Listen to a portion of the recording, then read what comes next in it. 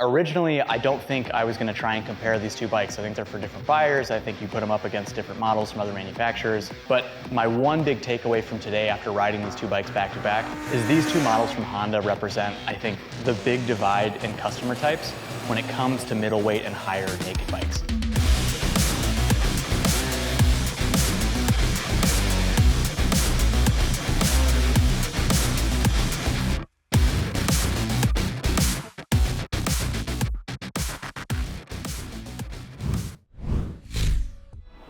Hello and welcome to Sacramento, California. My name is Joe, I'm your California correspondent, and we're here to ride the Honda Hornets. That's right, both of them. We're riding this one today. This is the Honda CB1000 Hornet SP, say that 10 times fast, and tomorrow I get to ride the Honda CB750 Hornet. Starting with the engine, this engine itself is actually based on the 2017 CB1000 RR engine, and it's been refined and tuned a little bit just to make it a little bit easier around town. I was really impressed by this motor in a few different ways.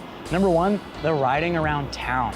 The slipper clutch that Honda's using on these bikes is absolutely fantastic, and I think it does a really good job finding that balance between super light lever pull, and you don't do that at a sacrifice of feel. The other thing I really liked was just how easily it chugs along at low RPM. If you're used to riding parallel twins or big twins, you start to get below that 1,000 RPM mark, and the bikes can really start to be unhappy. More than once I accidentally found myself in third gear on this, because I've been riding a lot of Vespas recently, and the bike did not care at all. So I gotta give it props. I did have a couple qualms with the fueling itself. Though this bike doesn't have an IMU and doesn't have a lot of the more sophisticated electronics, it does have a few things you can adjust. You have a couple preset modes, but in the two customizable user modes, you can actually change the total power output for 3 levels, the engine braking for 3 levels, and the traction control with integrated wheelie control for 3 levels. Now, when I played around with these different modes, Power Mode 1 had, which is the lowest, had buttery smooth throttle response. It was super lovely, particularly riding around town here. But unlike a lot of other manufacturers, what Honda did here is actually pull power across the entire rev range. When the goal is to smooth out throttle input, most OEMs will opt to soften power in the first 30% of the throttle, so you get a long linear pickup, but are still rewarded with all the power you want up top. That lower power map is actually intended for their rain mode, and so even though it had the best throttle response, it kind of left a lot to be desired when we started doing more sporty riding. You might ask, Joe, why on this beautiful summer day were you riding in rain mode? Well, and that's my other problem. The fueling on this bike is not the best, particularly that first application of the throttle, and when you roll off, regardless of engine brake setting.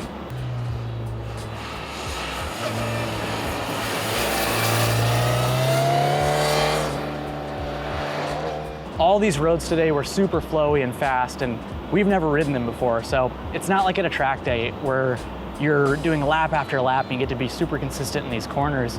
You're making a lot of adjustments to that throttle mid-corner, and particularly with a bike that's set up as stiff and as aggressive as this one is, all those little jumpy throttle inputs really upset the chassis, and it can be a big killer of confidence. I will say, after our first break, I took some time, and the folks at Honda were nice enough to help me adjust the suspension, so we softened everything up, and that really seemed to help that issue. It's still there, you still notice it. Most companies have almost no difference between the riding modes. They're not different enough. Honda, I think you've gone on the other extreme of this option. We need something a little bit in between where maybe that first 30% of throttle application is a bit smoother, but overall, I just want to see smoother fueling. I mean, that is what I've historically known these bikes for, and I was a little let down by that in this department. A little bit about me. I need to give you some context before we get into this. Historically, I do not like inline 4-cylinder bikes. My big question today, was this gonna be the bike that changes my mind? The answer, no. While we're talking about niggles and things I really didn't like, foot pegs. As you can see, the rear sets here are actually not set too low or too high. It's a pretty neutral position, but it's great for sporty riding. My only problem is the elephant in the room, the giant exhaust. Now, I could give less of a crap about that. I realize most people, if they have the opportunity and availability, would like to change it out. They want to hear that beautiful inline 4 sing. But even with my modest size 10.5 shoe, I found myself constantly hitting my heel on that pipe. We're getting so nitpicky at this point, but it really did bother me. This bike comes equipped with stylemmas, which if you've ever ridden any bike on this segment or on the planet that has those calipers on it, they're fantastic. But in an effort to keep the Honda Hornet 1000 SP under 11K, Honda opted for rubber brake lines. You still get that beautiful initial feel and bite and like braking force, but the further you get in that travel and the lever, the more you can almost feel like that squish and like that lack of solidarity you get out of those stainless steel lines or those braided steel lines.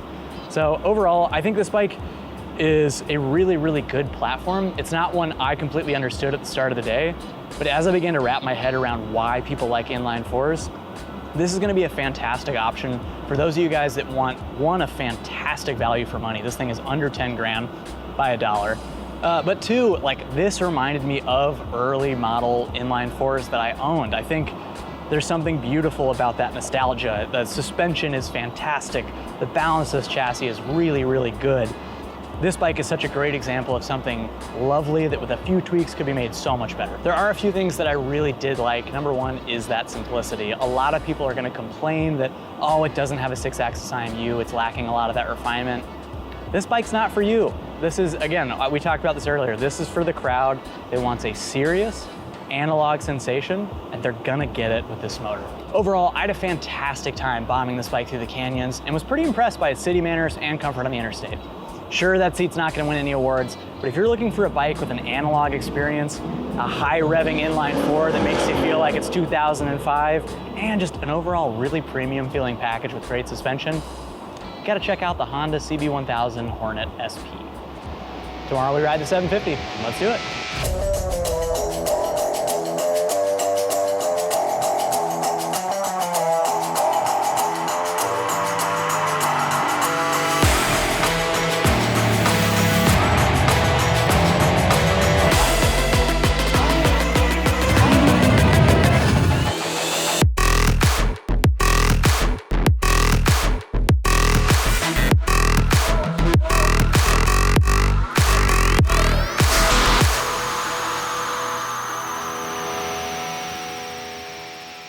Hey y'all, just want to give a quick shout out to the sponsor of today's video, Quad Lock. Now, you guys might know by now that I work at Quad Lock, but I've been using their cases and mounts for the last 6 years and over 100,000 miles of riding.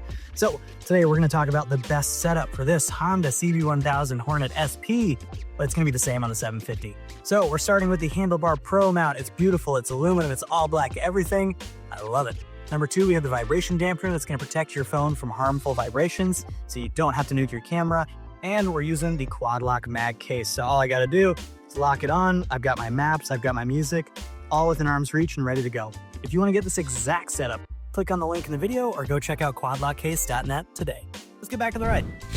So I want to talk a little bit more in detail, specifically about the old CB750 Hornet here and why I like it so much and why I think most riders are really gonna love this bike. Now I'm gonna hit you with something kind of crazy here. And you might not agree with me, but let me explain. Most people are going to be 90%, I'd even wager to guess, would be faster on this bike on the same roads as the CB1000 SP. And there's a few reasons why.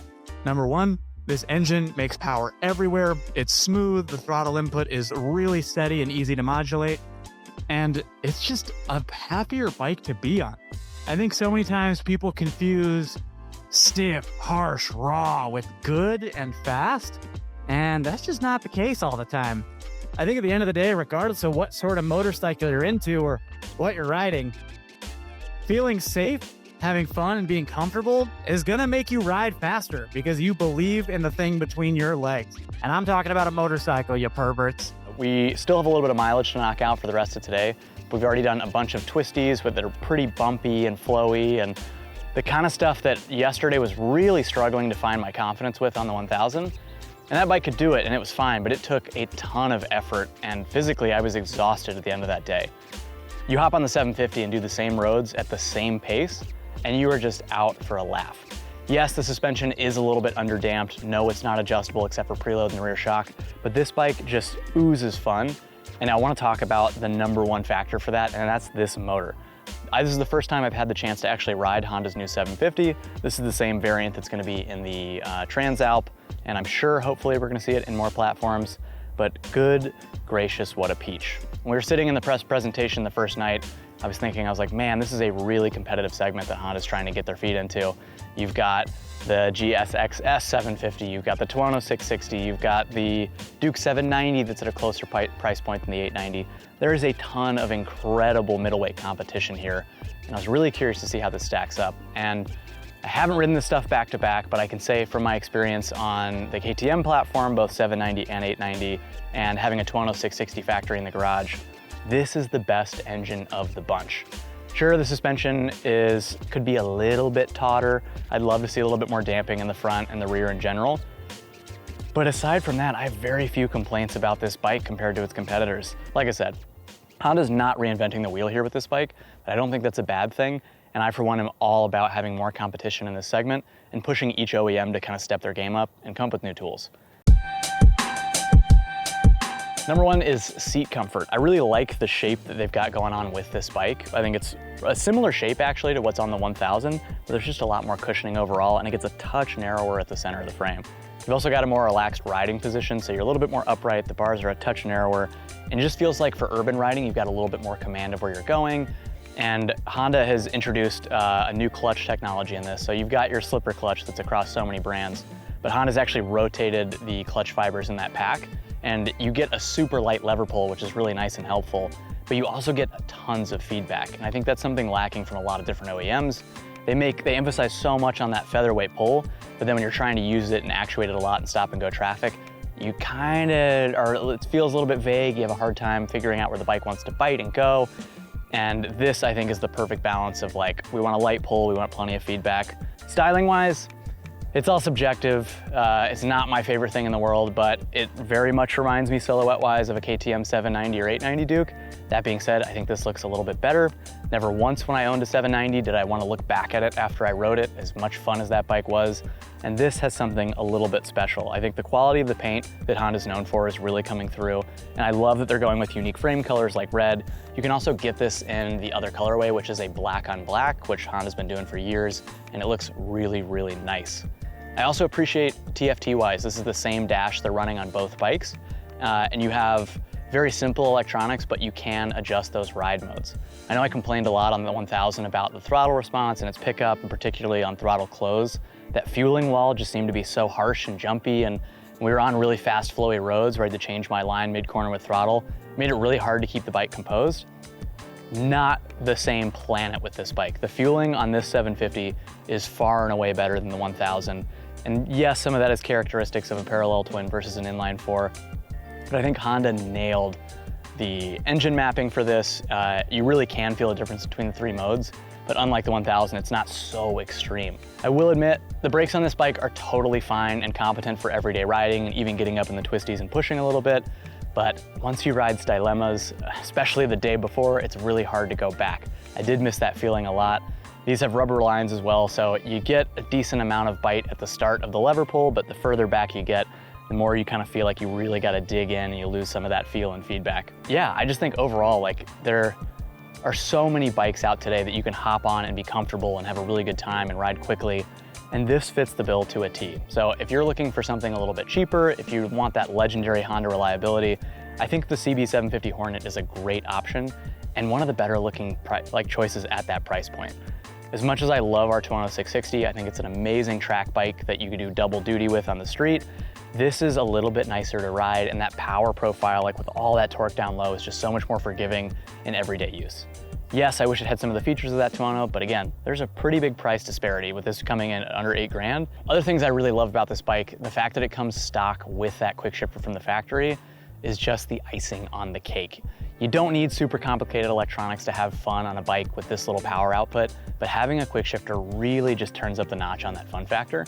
And just, again, like, this thing is silly. It doesn't take itself too seriously. The engine power is inviting. It really wants you to explore and kind of see, like, do I want to lug it? Do I want to rev it out? It will reward you at every step of the way. And I think that is what makes these softer bikes in this segment so magical. There's so much to talk about with both of these bikes in 2 days. It's impossible to cover in one of these 10-minute stand-ups. And as always, please feel free to ask questions in the comments below. I'll do my best to answer them. Before we get out of here, I just want to say a huge thank you to Quadlock for making this possible. I'm sure you guys all know by now at this point, when you see me in these videos, I do work for Quadlock, And if you guys support Quad Lock, it gives me and Chase more opportunities to make amazing content like this. So, hope you guys enjoyed. Like I said, ask any questions you might have below. Until next time, ride safe. I know a lot of times people watch our videos or any motorcycle videos in general and be like, oh, this guy's too excited. They paid him to be here, blah, blah, blah. If you're having a bad time riding motorcycles, any motorcycles, particularly one made in the last 15 years, the problem ain't the bike, my friend. The problem is you. Boom.